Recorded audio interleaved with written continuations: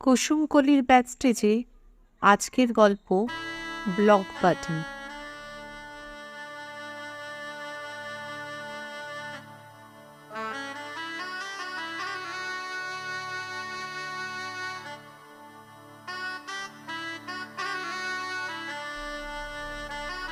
আজ অরিত্রর বিয়ে। বর বেশি একটা উত্তেজনা হওয়া উচিত, কিন্তু তেমন কিছুই বুঝতে পারছে না অরিত্র। ফোনের গ্যালারিটা স্ক্রল করতে লাগলো। নার্ভাসনেস? কে জানে, কিছুই বোঝা যাচ্ছে না।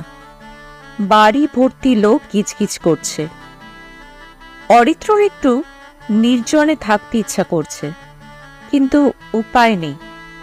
আজ তো সেই একমাত্র উপলক্ষ। ফোনে মনোযোগী দেখে অনেকেই টিপ্পনি কাটছে। অরিত্র মুখে হাসিটা ঝুলিয়েই রেখেছে, তবে কথা কম বলছে। মা পই পই করে বলে রেখেছে অনুষ্ঠানের কদিন হাসি খুশি থাকতে। অরিত্র অবশ্য কোনো রকম হ্যাংওভার না রেখেই এই কদিন কাটিয়েছে। অফিসে ব্যাচেলর পার্টি করেছে, বসের বউ আইবুড়ো ভাত খাইয়েছে, সেখানেও হাসি মশকরায় মেতেছে। কিন্তু আজ সকাল থেকে মনটা এত ডুবে যেতে চাইছে কেন, কে জানে। বাগুইহাটের ফ্ল্যাটটা তখনও হাফ ডান। বাবা হসপিটালে ভর্তি, সেরিব্রাল অ্যাটাক।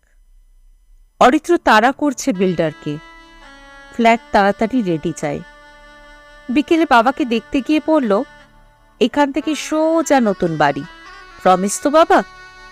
বাবা বলল, প্রমিস।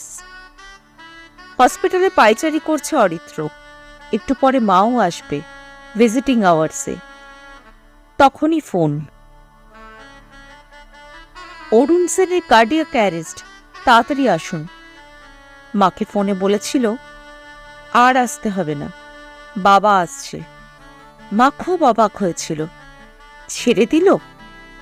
অরিত্রর গলা কাঁপছিল, তাও বলেছিল হ্যাঁ, একেবারেই ছেড়ে চলে গেল বাবা। আজ অন্ধকার থাকা ভোরে যখন দধিমঙ্গলের আয়োজন চলছে, অরিত্রর ঘুম ভাঙল। অবিকল বাবার মতো বলা, কি যেন বলল, প্রমিস। তারপর থেকেই কেমন যেন একটা অপরাধ বোধ, বা ঠিক যে কি অরিত্র নিজেও বুঝছে না। ঐশ্বর সাথে বিয়ে ঠিক হওয়ার পর থেকেই নিজের অতীতের কিছুই জানাতে বাকি রাখেনি অরিত্র। যদিও মায়ের খুব আপত্তি ছিল, বলেছিল যতটুকু না জানালেই নয় ততটাই বলিস, কিন্তু অরিত্র মানেনি। ঐশী তাকে ভালো করে জানো, এটাই কাম্য। শুধু মামনের প্রসঙ্গ এলেই অল্প কথার সারে অরিত্র। কোনো মতেই মামনকে নিয়ে তার পাগলামি দেখাতে চায়নি সে ঐশীকে। কিছু মুহূর্ত একদম নিজস্ব। গ্যালারি স্ক্রল করতে করতে বেরিয়ে গেল মামনের সেই একদিন বয়স থেকে 10 বছর বয়স পর্যন্ত সব ছবি। মামন অরিত্রের কাছে 2.5 বছর বয়স পর্যন্ত ছিল। পরের ছবিগুলো দৈতার ফেসবুক অ্যাকাউন্ট থেকে চুরি করেছে সে।